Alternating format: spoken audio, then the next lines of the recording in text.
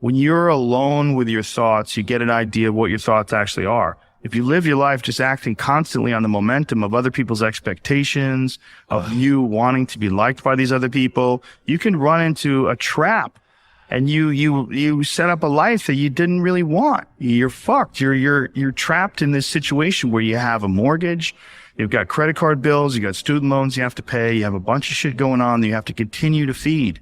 And all that, and especially if you have a family and you have to feed them, oh my goodness, then you're fully locked in. You can't take any chances whatsoever. And oftentimes people make the mistake of getting stuck. And it is just a tactical mistake, just like it would be a mistake if you got stuck on a video game. Just like it would be a mistake if you followed a map incorrectly and you got stuck in the woods. Your life is certainly some sort of a journey. It's certainly some sort of a journey. And we have to all be aware that when we're making journeys, we're not going to always make the right steps. And sometimes you have to back up and try again. And if you're in a position where you can't back up and try again, you've trapped yourself. And the system will set out honeypots for people to get trapped in. The system will set out the ideas of retirement, the ideas of the golden years, providing you benefits, providing you a healthy work environment. Why? Well, because they want people to work for them. They don't want people to realize their own dreams and escape. And that's fucking pain in the ass. So you got to hire more people and train them. And they want to set it up so that you stick around in some sort of an unsatisfying world. It's up to you to see that video game problem, to see that issue as it comes up on the map. No, I think this is a right turn. To see all the problems that could potentially lay in front of you and calculate your future. And then also look around all the people that didn't do it and look at the misery that they're in and learn that you don't want to be like them. And then look at the people that have kind of taken chances and navigated their way. What did they do differently? What objectivity do they have that maybe you lack? What insight into their own mistakes are they willing to delve into that you're not, that you step back and you go, I just don't want to look at myself that closely. But the person who's able to look at themselves the closest is going to get the more rational results. I think there's a lot of people out there like that. And for some awful reason, they never find whatever it is that can break them free. They never catch a ride on that river out. And I realized that like these unconventional paths, they brought me something that I wasn't getting from regular life. From then on, I'd kind of like locked into this thing where I'm just going to do what I like and fuck what everybody says, because everybody's giving me advice to do this and advice to do that. And it never seems to be what I want to do. What do you really appreciate? What's important to you? Like what's really important to you? Because you don't have forever. Right? So what is important to you? Because you only have 24 hours in a day. So what's important to you? Find out what the fuck that is and do more of that. And try to figure out like how to make enough money so that you're not starving, that you're doing well. Don't just chase that. Chase what you're trying to do. Like the point system attached to it, the monetary point system, it can get you all fucked up because it'll get you working like 12 hours a day, 13 hours a day. To get what? To get more stuff.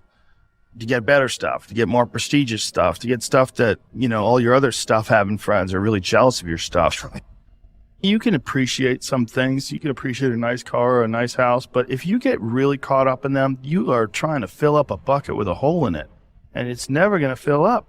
You're always just going to look for bigger and bigger things to try to fill that bucket up, and you're going to feel full of anxiety all the time chasing that, and there's no real satisfaction. Then that's why, when you look at one of the things that people look at, when you look at people that are extremely materialistic, that, wear the most fancy jewelry and drive the most fancy cars and the biggest houses, we always think they're shallow. Always. I mean, isn't that funny? Like the thing that you would look at in terms of like markers for success. Markers, it's like serial things are the big ones, right? Yeah. They're the big markers for success. That yacht. Like I'm gonna work 16 hours a day so I can get a bigger yacht, and then I need a house with bigger windows. I need there's a nonsense to that. Like, look, I'm not saying if you can afford a nice house, get a fucking nice house. It's great to have a nice house. What I'm saying is, it's not the end.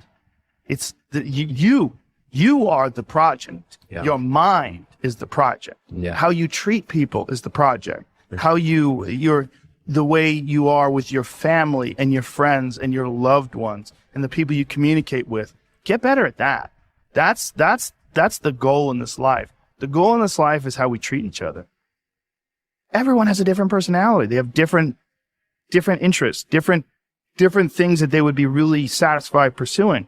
That's not encouraged. What's encouraged is go find a job. What's encouraged is go find some place that you can shove yourself into. Go find a square hole that you can stick your round peg and just jam it in there and shave down the top and the bottom so you slide in with all this extra space on the sides and feel like shit for the rest of your life because you need a job, because you're in debt, because you have credit cards, because you have student loans, because that's what everybody does. And so you do it too. That's what's wrong. What's wrong is that we don't give, it's like let them figure it out on their own. And it takes forever. I think that a lot of people that are really great at things, they're not very satisfied with their work. And then that can start that cycle in their head of self-loathing and anxiety and anger at their performance or their work. And then that can lead to depression. That can lead to just self-hate. But I think we could all fall into those. I'm ruthlessly self-critical. I mean, for me, sometimes it's very hard to step outside and just take a pause, recognize that not everything's going to be right the first time you try it. I always looked at normal people living normal lives. I could never relate. I never understood it. You know, I also grew up from a broken home and we were also on welfare and, you know, the whole deal. Because I think a lot of motivated people come from a place of despair when they're younger. Yeah. And I always had this thought in my head that one day I would make it. Yeah. One day I'm going to make it. I'm going to make it.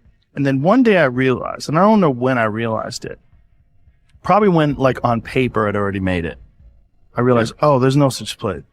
Like, this is not real. Like, you can't ever, you don't make it. No one makes it. Like, every day you have to be trying to do better. Every day you have to be trying. First of all, there's no perfect human. Let's accept that. You're always going to be flawed. You're always going to be subject to fits of rage and envy and all the things that you wish that you would never have in your mind. So you've got to constantly be working to make sure that that never happens. You constantly be working to make sure that you are always evaluating your perspective on life and always looking at things from constantly meditate.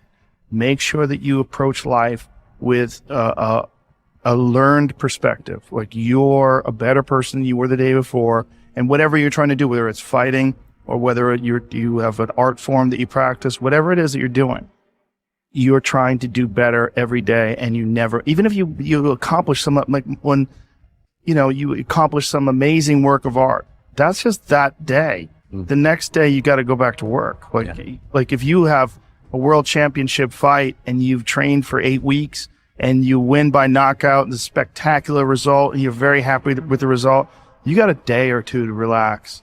You got a day or two, and then you're like, fuck, okay, now what? Well, now you got to get back to work. If you think that there's some place like a movie where you're holding hands with your loved ones and the fucking sunset's going on and the credits roll, that's horseshit. And we have this idea in our head that there's this place that you can get to where you have, air quotes, made it. I think it's a management issue. I think a lot of what happiness is a management issue, and decisions that you're making right now, like you could be in a shit state of mind right now, but you could make some decisions to adjust that. And over the next couple hours, you'll get to a much better place. And these constant management decisions, they waver in and out of your life on a daily basis. Like this idea that you could have a good mindset and then all of a sudden you'll be happy. That's horseshit. Like it's like the tide. It comes in and it comes out. There's going to be days where you're just not feeling so good physically, and that's going to affect the way your happiness level is. It's never static. It's never exactly the same. This is something I've cultivated for a long time and avoided things that make me unhappy and figured out what those things are and been very rigid about eliminating them from my life. And one of the big ones is eliminating interactions with people that are negative. That is gigantic. And because I've realized that I'm not really as independent as I used to like to think I was. I used to like to think that my thought process was independent and that I don't give a fuck what anybody thinks. That's nonsense. People say that because they absolutely care what people think and it bothers them. So they say, I don't give a fuck. But that I don't give a fuck stuff is almost entirely nonsense. You do care. And you care in both ways. You care if people are critical of you, care if people are positive of you, but you also care if people are living positive lives and they're motivating you. That's a big one. People are fuel.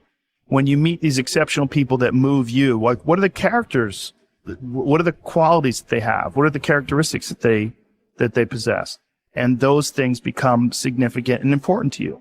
Whereas if you live around a bunch of people that are complaining and bitching about everything and they see the negative in everything and they're always whining, those people are the opposite of that. They're the opposite of inspiration. And they're mud. You're just like, whoa. It's like you're up to your ankles in mud. You try to trudge through life. It's difficult. You're not light. It's not pushing you. There's not a wind at your back. The wind's in your face and it's rough. When you're around happy, inspirational people that are successful, it makes you feel better and you get inspired. And if you act on that inspiration, your life will be more fulfilled. And it's not just inspirational in terms of financial success, but in terms of doing difficult things. Because if I just think, well, tomorrow I'm just going to coast and eat Twinkies and watch TV. Oh, hello, sadness, my old friend. Hello, depression. Because when you're not doing anything, you feel like and that's just part of being a human being. And we can pretend that we're something other than what we really are. And we can pretend, nah, me, man, I'm just cool, just chilling, doing nothing. Well, you're a human. You're a human being. You evolved from the hundreds of thousands of years of hunters and gatherers and people that were struggling.